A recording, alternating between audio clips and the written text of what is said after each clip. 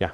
At what point does you giving the dog a chance to make that decision to come, and it's the dog being like, well, I don't have to do it right now, I can wait another 10 seconds, another 20 seconds, another 30. Yeah, it's a super good question, right? So it's the same thing, right? So I'm obsessed now with what dogs know. So what we think dogs know and what they actually know, right? So we never are positive what the dog's process is happening inside the dog, right? So we're guessing based on experience and watching them and things like that. So we're never sure.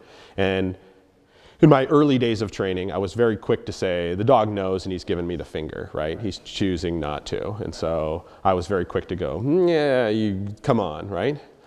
The longer I do this, the more likely I am to give the dog the benefit of the doubt. So where I am now, it still doesn't mean that there comes a point where I make the assessment that I say, you know what I'm asking me and you just don't want to.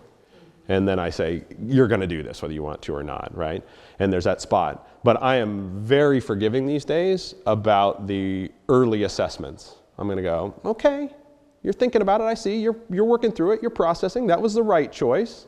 You took your sweet time about it, but you're showing me you're starting to understand. And I'm going to I'm much more likely to give a dog the benefit of the doubt. If I'm not sure that they know what I'm asking them to do, then I'll go back and help. And when I say help, I don't mean help as an aversive consequence. I would try to address that situation most often motivationally. Okay. Yeah, so I'm going to encourage them, I'm going to up the rate of reinforcement, I'm going to increase the value of the reinforcement, and I'm going to try to address it that way first and see if it improves.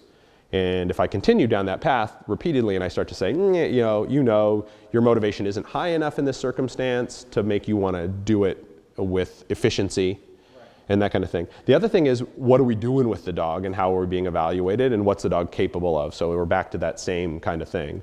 If it's a pet dog, then how fast the dog comes back doesn't matter as long as the dog comes back, right? So if the dog doesn't chase the thing and it actually comes back to me, if it thinks about it for 3 seconds and then comes back, we're okay, right? In that circumstance. If it's a competition dog and I think the dog's suited to that and I think is capable of doing it better, then I might be more inclined to pressure them in those circumstances and say, hey, hurry up, you're just not concentrating, or whatever that is.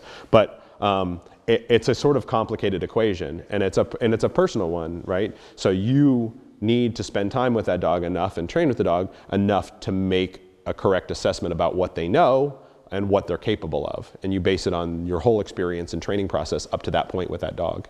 And it's different from dog to dog, right? They're all individuals.